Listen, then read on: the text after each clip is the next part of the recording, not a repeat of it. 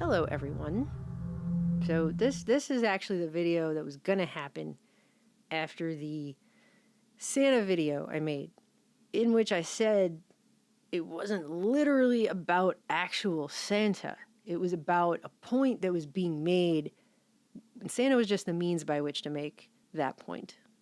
Today I want to make a point about something, and I feel like the best way to illustrate that point is to use the 1998 Jim Carrey film, The Truman Show. Because this year, all year, I've been having what I feel like are these little epiphanies in my own life. Some things have been dawning on me, actually almost seemingly continuously all year, even back to what the media is now referring to as the before time, which they're actually calling anything prior to March the before time now, I've noticed. But it led me to rewatch this movie, and I hadn't seen it for a really long time. I'd watched it several times in the past, probably, I don't know, half a dozen times or something. But now I've watched it in that hindsight is 2020 way I got something out of it this time that was completely different than any other time that I've watched it. And so that's what this video is about to be. It's just something that I feel really compelled to talk about, and it's actually kind of hard to talk about, so I don't know. Here we go. If you haven't seen The Truman Show, this video is totally going to spoil it completely. So for those people who've not seen it and don't want it spoiled, maybe come back to this later. If you have seen it or you just don't care, here we go. Basically, The Truman Show is about a man who was adopted by a corporation as a baby, and he's walking around in a world that he doesn't realize is actually a giant Hollywood studio set, where everything he does all day long, 24 hours a day, is being secretly filmed on an intricate network of 5,000 hidden cameras. And every person around him, from his parents to his wife to his best friend to even the strangers he bumps into on the street, they're all actors. They're all playing a role in his life. So he's being secretly filmed his entire life since he was actually in his mother's womb and has grown up in this false reality completely his entire life. And at the beginning of the movie, it seems like he doesn't really recognize fully that this is the situation that he's in. The director is Christoph, and in the opening scene of this movie, the very first line of the film, you have Christoph saying, "We've become bored with watching actors give us phony emotions." Everybody who's watching is already being manipulated from the moment the show begins. On purpose, by design, because it's part of what is being illustrated from the second this movie begins till the credits roll. And the statement also makes this claim that Truman's emotions, because he's the star of the show, no matter how manipulated they are still somehow real, right? Because that's not an actor with phony emotions. It pushes this message that you can be completely manipulated and all your emotions can be manipulated too, but it still counts as genuine. Even though at the very best you could describe this movie as gaslighting, and that's in the very best scenario for what's going on in this film. It's actually a really disturbing, if you sit and even think about the plot of this movie for 5 minutes, it's really, really messed up. I mean, this is getting the audience to accept not only watching a man get manipulated his entire life from the time that he is born, actually before he's born, and making the audience complicit in that, but also they're being manipulated too. So everyone's being manipulated. That's kind of the message here, and that's from the moment the film starts. That somehow we're just all okay with sacrificing a baby for entertainment. Which, interestingly, Truman's first line, which he thinks he's saying to himself in the privacy of his own bathroom, just by the way, but he's being secretly recorded even in there, is about how he's gonna have to be eaten. Just, Damn it. That's an order. Take from that what you will. Christoph continues that while Truman's world is somewhat counterfeit, there's nothing fake about Truman himself, which is a lie. Because we're being told right away, Truman lives in a completely manipulated environment. So all of his actions and all of his reactions to everything that's happening are programmed.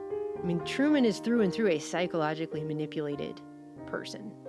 We as an audience throughout this film only get to see glimpses of who he wanted to be or who he may have been if he wasn't being constantly manipulated into the role that he plays in his life by every person in his life, all of whom are complicit in conditioning him to behave in certain ways which he has been programmed to behave.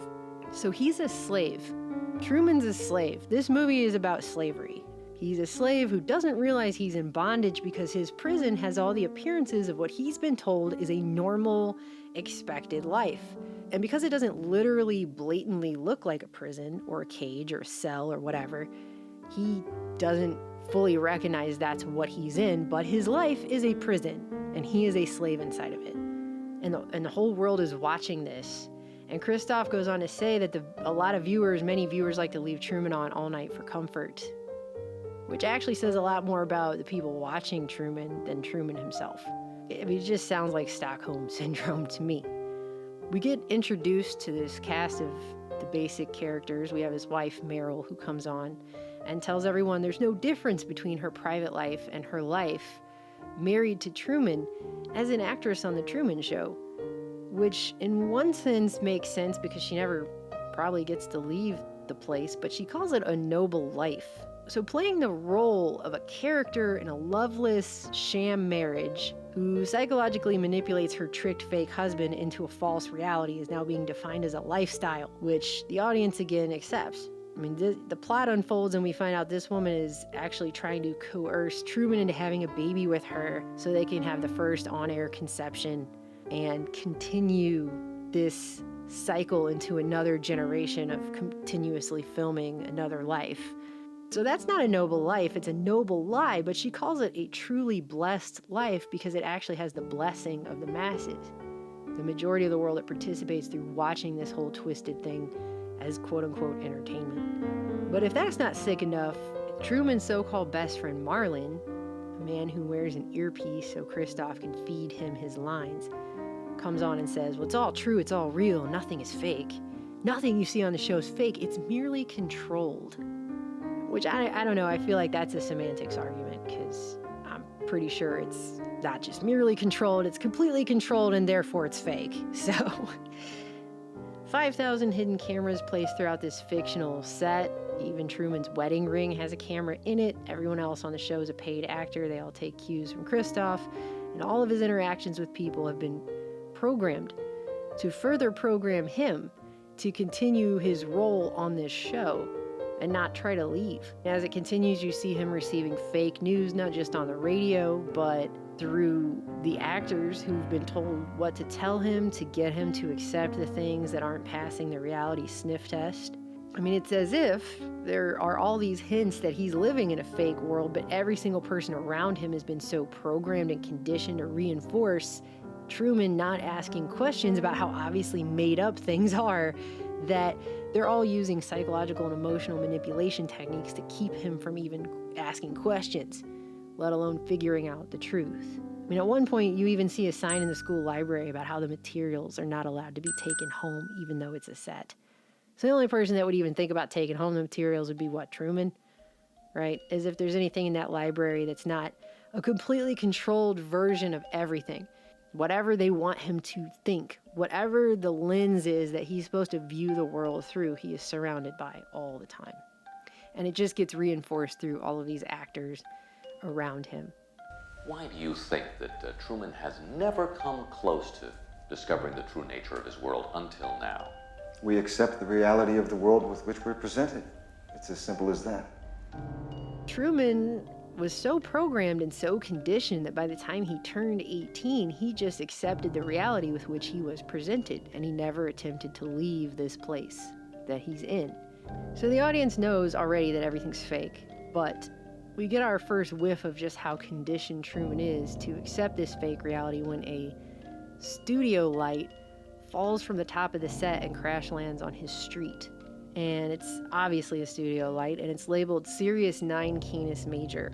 So it's the dog star, which anything else that Freemasons or David Icke might say about it, the point that I'm trying to make for the purposes of this video is that Truman is not only the star of the show, he's basically a trained dog. What would you do if I said I didn't want meatball today? I'd ask for identification. See you tomorrow, Truman. Probably. So he is the dog star.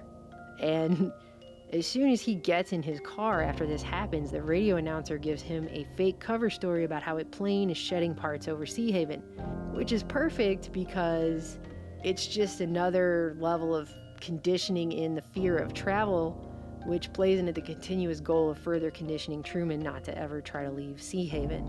And it probably is something that happens to him on a daily basis. They have to keep conditioning him not to leave. And dogs are prominently featured throughout the movie in this way. In fact, at the beginning of this scene, you have the neighbor's dog, Pluto, named for the god of the underworld, just by the way, jumping on Truman right before this light falls. Then when he gets into town before work, he goes to buy his magazines, which he apparently does every day. And the person in front of him, in every scene that happens, you'll notice, always buys a dog fancy magazine. It's another reference to this dog star, which is Truman, conditioned, programmed, just like a dog.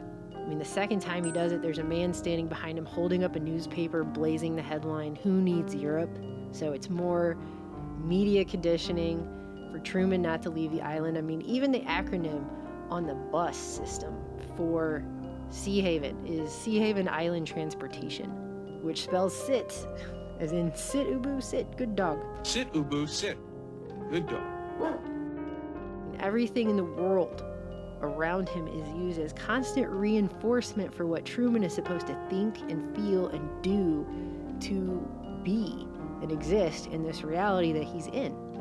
And it becomes apparent very fast that fear and trauma-based programming are the primary ways that they are doing that to him. Right at the beginning, his coworker tries to get Truman to go sell insurance on some imaginary island that doesn't exist to reinforce Truman's fear of the water, which they've programmed into him since he was little. I like to be short. Great pajamas. Oh, you're too late. There's really nothing left in school. When Christoph wrote Truman's dad out of the show by having him drown when Truman was a little kid, so he would be forever afraid of the water and not leave Sea Haven, right? There's even a scene where he's telling his supposed best friend Marlon that he wants to get out of his insurance job and travel and see the world, and Marlon spends the whole time telling him how great his job is because it's a desk job and everyone knows that's the greatest, and he should just stay put in his obviously unfulfilling life, which is not what a real friend should do, but it's what people do to each other in real life all the time. I mean, I feel like this scene is straight out of probably many people listening right now's lives. It's happened to me and mine. And it literally takes place on a road that goes nowhere. It's a dead-end road. Basically, anytime Truman questions the status quo, even a little bit, there's always some actor or the television is there or the radio. There's always some media or some person that's there to reinforce the status quo and reinforce the program.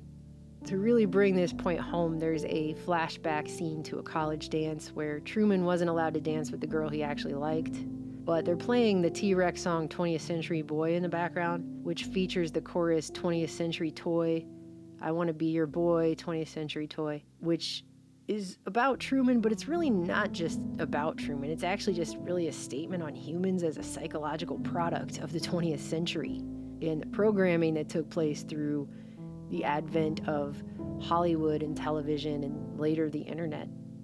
And there's so much that can be said about media programming. I mean, it first of all fills people with lack.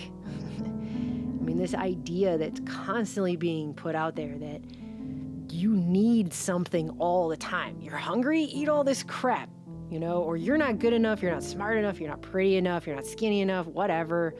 You know, here's what's important. Here's what you should think and feel is important. Here's what you shouldn't think about or think is important. And live your entire life fearing death. That's another one. Definitely put that in there. I mean, this is how media has been used. I mean, Aaron even was looking through the newspaper archives and came across an ad for a face mask, which makes me giggle like a little kid because they called it a toilet mask. And I get it, that's just bathroom, but it's funny. It's just women walking around wearing toilet masks on their face because they were told to feel bad about something that was wrong with themselves and that this was a problem that they needed a toilet mask to solve. Whatever it is, I've got just the cure for it. There's a sensational sale going on at Watson's. Oh, I wish I could, but it's just impossible. You've no idea how much I've got to do. Remember, I haven't got your dream kitchen to make things easier. Movies, and then later TV especially, programmed people to see the world around them in a very specific way. But it doesn't even end there. It doesn't end with the viewer. That's not the end of it. They turn around and project those images on other people. So it's everybody walking around projecting all this stuff they've been programmed with on everybody else around them. I had a friend in college who used to get into fights with her husband. They were very, very much in love, but when the anniversary would come around, they would get into these fights because he didn't do the things that guys in the movies did. And it made her feel like he didn't care about her because she was comparing it to all this programming, to all this media programming. So these images come out of the TV, they get filed away in people's brains, and then they get projected out onto the reality. And so what people are seeing is not actually what's there, right? It's through the lens of this programming, which twists everything. It makes you see everything a little different. It makes you see it off from what it actually is. It taints your view of what you're looking at. I mean, okay, we could argue all day that actually what you're seeing isn't ever going to actually be what's really there, because everything you see is just sense data that your brain has to interpret through your eyeballs. So your brain is never directly experiencing reality because it's in your skull. But that's like a whole other level of discussion that we've actually, I think, had on this channel already before, but we'll probably have it again because it's true. I mean, the map isn't the territory. But so back to this film, it becomes very obvious that Truman may be called Truman, but he's not a true man because he's a programmed, conditioned dog, basically. And so is everyone else on the set, and actually everyone behind the set, and everyone watching the movie. All the people they show in the audience of the movie themselves, they are too. And the message is this, that people's lives and the realities that they live in aren't their actual lives. It's this programmed, made-up version of who people think they're supposed to be, a lot of it based on a bunch of stuff that has been projected onto them by media, and then the people around them who've been subjected to that, and then they're projecting it back on other people, and then it becomes these loops of program projection, basically. People are just projecting onto one another what they've been told to believe about themselves and reality through a lot of it through the media, which Marshall McLuhan said is the message, right? The media is the message, the media is the massage. It's both. It's both the massage and the message. It's massaging in the message. So it's both. And that's what the Truman Show is illustrating. It's this basic setup that we're all in a very comedic and lighthearted way, so it doesn't seem as horrible as it actually is. But when you think about it and you watch this film, what you're actually watching is a horror film. That's actually what it is. I mean, in the first 10 minutes, you have his wife tossing in an ad for a Chef's Pal kitchen accessory. Then you have his best friend doing a commercial for beer. And then you have two elderly twins that push Truman up against an advertisement on the sidewalk, which apparently happens either on a daily basis or most days. That's just something that happens. And every viewer that they show who watches the Truman Show has purchased Truman Show items. There's a lady they show at one point ignoring her real baby so she can watch the Truman Show, while her other daughter is playing with a Truman dollhouse. There's a guy in the bathroom taking a bath in a recreation of Truman's bathroom. If you look, it's got the same shower curtain and all that jazz. He even has a framed picture of Meryl with the American flag on it, which I think is just another big fat clue about the creation of a global culture through media and this idea of who people should be, like that's the perfect wife, right? But it isn't just items that we sell ourselves and each other through this process. It's also ideas and images, and then all the thoughts and feelings that those ideas and images invoke inside of us. And you can apply this to anything. Anything from people comparing their real-life relationships to rom-coms, to telling each other to buy things that none of us really need, or that we aren't afraid enough of certain things, especially including death, especially that, to parents telling kids not to dream their actual dreams because they've already compared their kids' dreams to what's been presented on TV or what society will deem acceptable, or what they thought they weren't good enough to do, so maybe their kids won't be good enough to do it either. They're going to put that into their kids and make them think they're not good enough because they can't dream of themselves being good enough. It's a whole thing here. And now that social media is here, why, we've just become really adept at programming ourselves. And as you can see, some people have chosen to really just put themselves inside a box, inside another box, it's in a box, it's in another box, inside of a box. I don't even know now. This movie was released over 2 decades ago now, which is kind of amazing to believe because it doesn't feel like that. Time has become kind of wonky. But everything that I'm saying has only become so much more obvious when you take a look around. And it's ironic. I guess I can't say funny. It's not really funny. It's all sick, but it's ironic because they even put in there a scene where the girl that Truman actually legitimately fell for, who tried to warn him how fake everything was, how she's treated. I mean, obviously they kick her off the show when she tries to tell him the truth. Her pretend dad tells Truman they've tried everything with her, including hypnosis, and none of it worked. So she has schizophrenia, because when you question everything, when you question reality and start determining how fake a lot of it is, that means you just must be insane, right? You must have a mental disorder when you start actually doing that. The battle for the mind of North America will be fought in the video arena, the Videodrome. But on the flip side, just this week, somebody told me that something they saw on TV deeply affected them. That was the phrase they used. They were deeply affected. It wasn't something that actually happened physically to them in the actual reality they walk around and breathe in.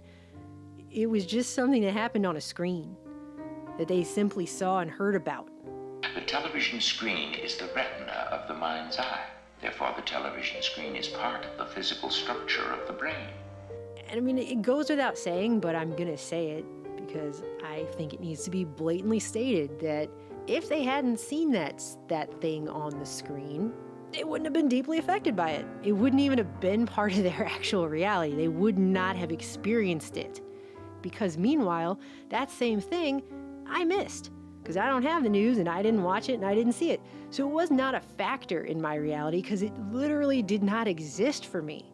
I wasn't affected by it at all until they told me they were affected by it, and then I was affected by the story of them being affected. Therefore, television is reality, and reality is less than television. I've been told that I'm not affected in the appropriate ways by people who I don't think are affected in the appropriate ways because they're not questioning anything that they're being told about anything. They're just accepting everything. They're accepting everything they've been presented with without any questions at all of their own in any way.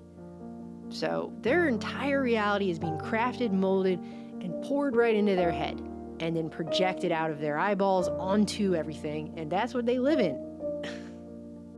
Don't you want to know how I did that? I'll tell you. They're on a loop. They go around the block. They come back. They go around again. They just go round and round. Round and round. You know, I invited Rita and Marlon for a barbecue on Sunday. I'm going to make my potato salad, and I need you to remind me that we need more charcoal. Are you listening to a word I'm saying? And everybody seems to have forgotten a very basic truth about reality, and that basic truth is this.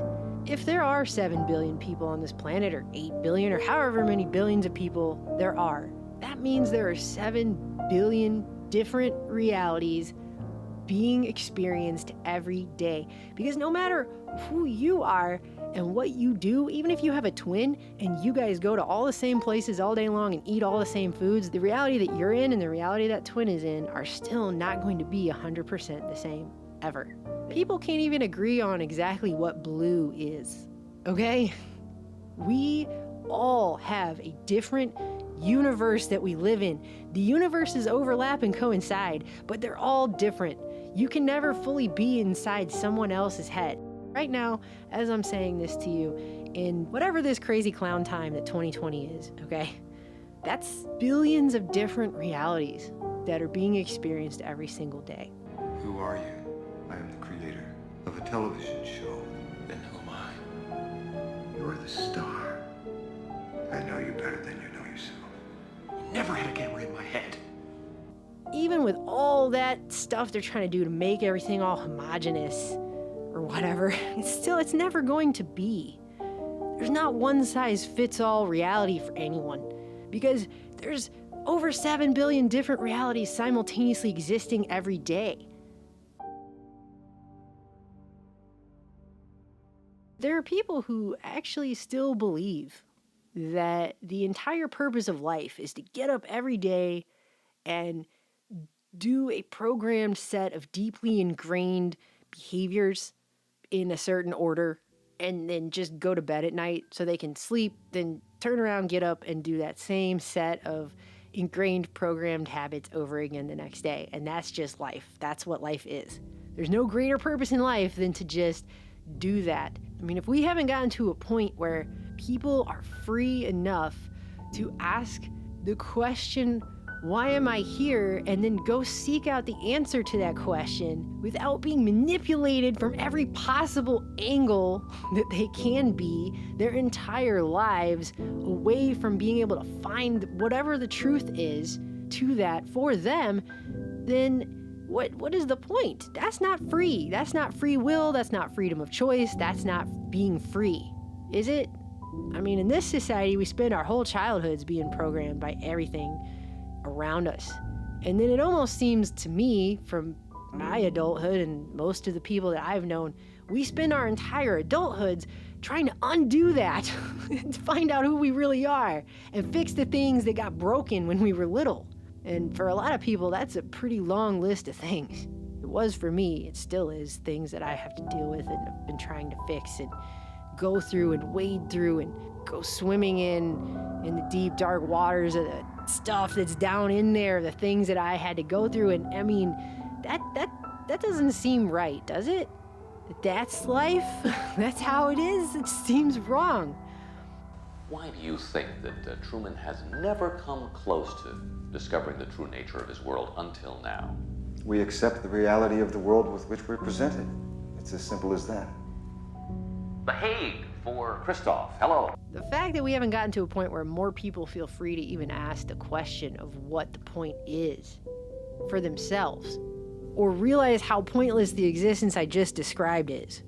I think just right there, that's a large part of why things are the way they are now. Anyway, I hope that made sense. Anyway, I'll talk to you guys soon.